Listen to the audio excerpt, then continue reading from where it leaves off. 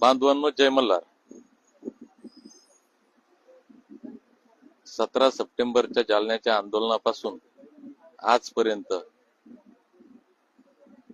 मी एकही दिवस आरामात किंवा शांततेत घरी नाहीये.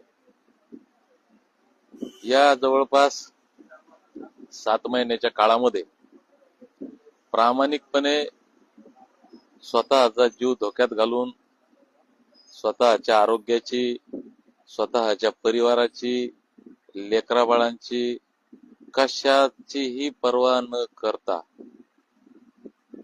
कुणाचाही वैयक्तिक विचार न करता 100% समाजासाठी जीवाचं रान करतोय.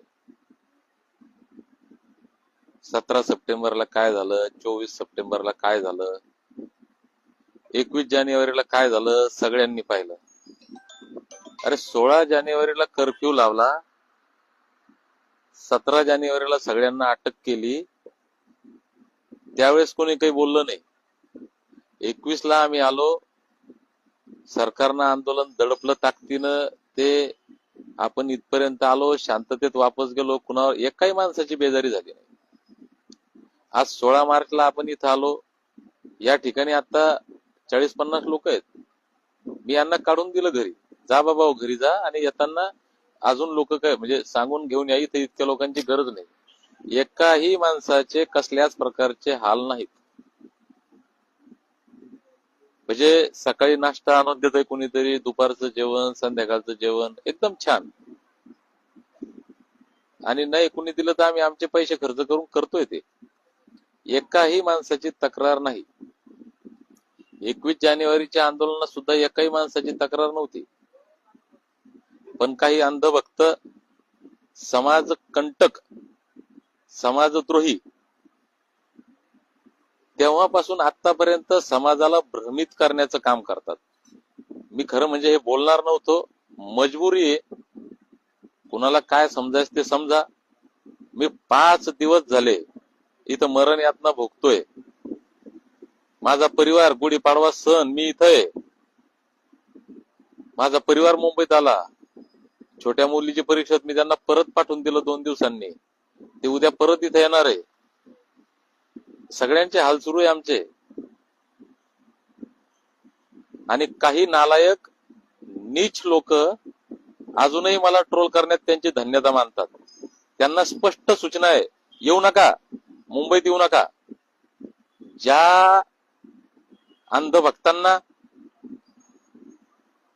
ज्या मंदबुद्धीच्या लोकांना या आंदोलनावर संशय, दीपक बोर्डाच्या भूमिकेवर संशय, येऊ नका, घरी मारा तिकडं. काय उधळ घेतलं काय आंदोलनाचं? चोट्ट्या हो तुम्ही. कशाबद्दल टार्गेट करता रे?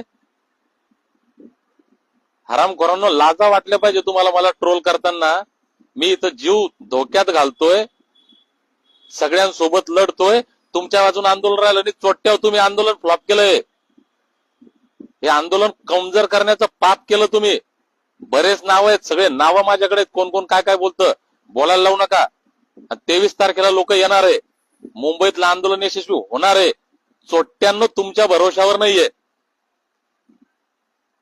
ज्याला या आंदोलनावर विश्वास आहे त्यानंच मुंबईला या.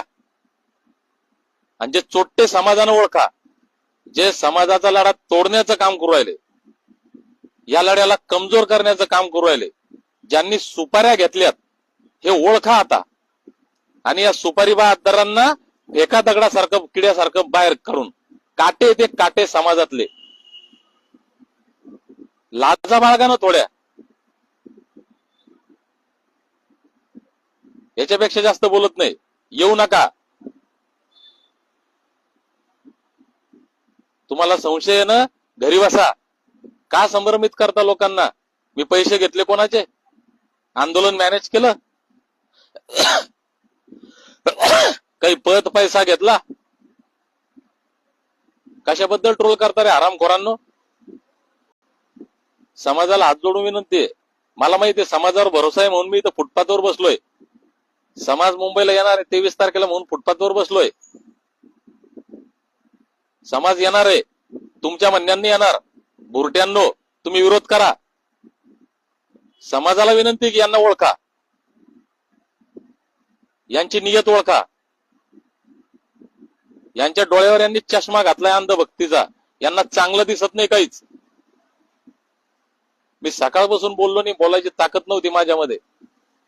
हे बोलायला लावलं या नालायकांनी. समाजाला हात जोडून विनंती आहे, हे हो ओळखा, हे दुकानदार आहे ते. यांनी सुपाऱ्या घेतल्यात या आंदोलनात तोडण्याचं. काय चुकीचं झालं या आंदोलनात?